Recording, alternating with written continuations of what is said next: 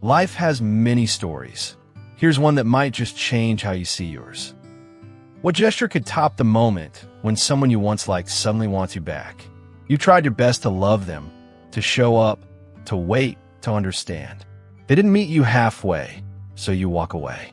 But just when you finally begin to detach, they could come back. A text, a call, a vague apology. And in that moment, it's easy to think, finally they've fallen for me too. But have they really? Or is it something else entirely? I was in a situationship with this girl. For more than 2 years, I gave her what I thought was my best version of love. I wasn't a big caller, but I made time call her. I normally didn't chase anyone for long, but I gave this one time more than enough.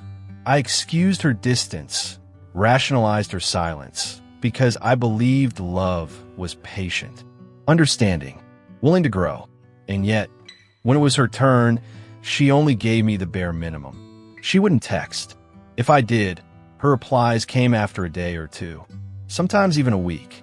But every time we spoke on the phone, she was warm, sweet, almost the person I hoped she'd be. Whenever I decided not to bring up where the relationship was headed, she'd be the one to ask, hinting, not committing, giving me just enough to hope, never enough to trust. Eventually, I chose to walk away. It wasn't the first time, but this time I meant it. Months passed. I kept my distance. Then one random evening, she texted me, "Hi." I replied. She said she wanted to fix everything. I played it cool, told her she hadn't done anything wrong. I didn't want to make it easy. She asked why I'd grown distant. I said it was just life. We chatted briefly, and then she wished me well and said goodbye. That was it.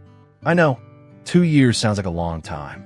And maybe you're wondering why I stayed that long when the signs were already there. The truth is, I gave it time because I believed time would fix it. I thought the inconsistencies were temporary, that she just needed space or patience or proof that I was serious. I kept telling myself that once she was ready, everything would fall into place. I wasn't waiting for her to change.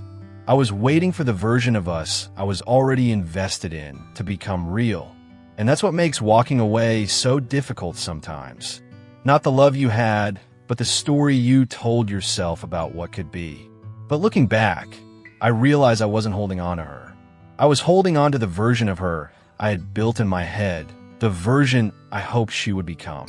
What I was really chasing wasn't the person, but my ego's idea of what could have been. And that's why I stayed. That's why so many of us stay. Hope, unchecked, becomes a trap. I was obsessed with the fantasy. I imagined the version of us that could exist if only things aligned. I feared that walking away too early would make me miss something great. But staying only prolonged my hurt and delayed my healing.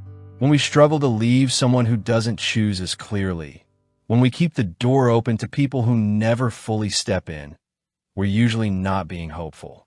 We're being avoidant. We're avoiding the pain of accepting reality. The truth? If someone really wants you, truly, deeply wants you, they won't confuse you.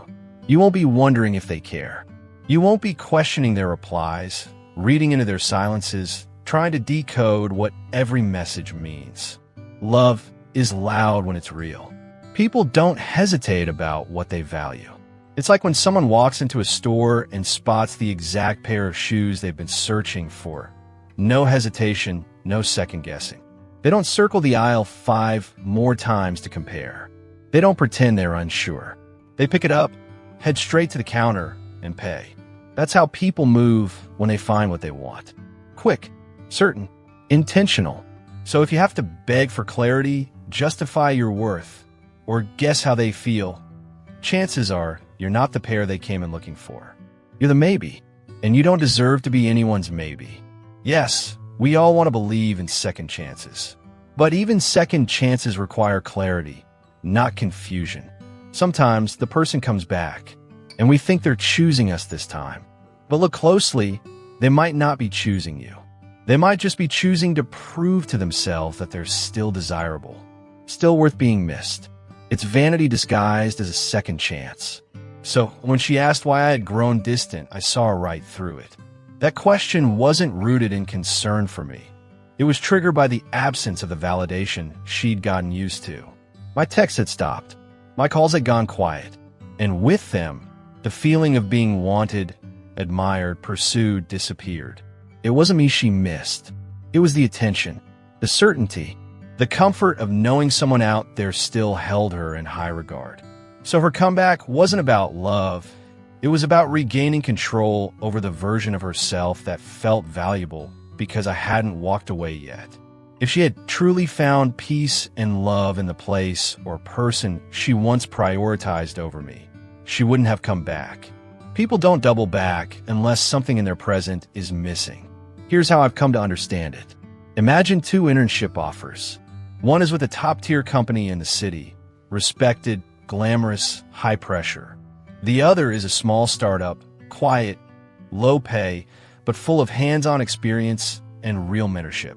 You choose the big brand. It looks better on paper. 6 months in, you realize you're just another name, another task doer. You reach out to the startup again. Maybe they take you back. Maybe they don't. But you didn't go back because you suddenly believed in their vision. You went back because what you chose didn't choose you. It's not about newfound love. It's about self-preservation. And this happens in relationships all the time. We all carry an idea of how we want to be loved. It may be shaped by fantasy, experience, or instinct, but it's there. When we don't receive it from the one we chose, we turn back to the one who gave us even a taste of it. Not because they're the one, but because we remember how being seen felt.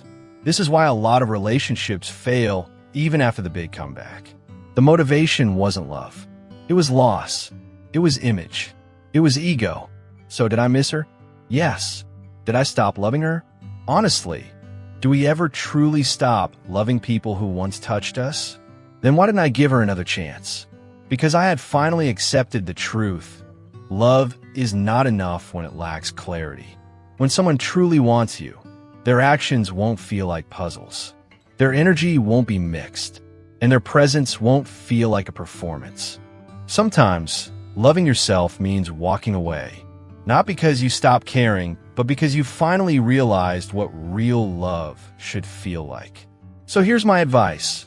Walk away as early as possible. Not because you're weak, but because you're wise enough to know that when people come back after treating your love like an option, it's rarely about love. Even though we like to romanticize it, even though we want to believe their return means something has changed, more often, it's often them needing to feel wanted again. To feel powerful. You deserve more than being someone's ego reset.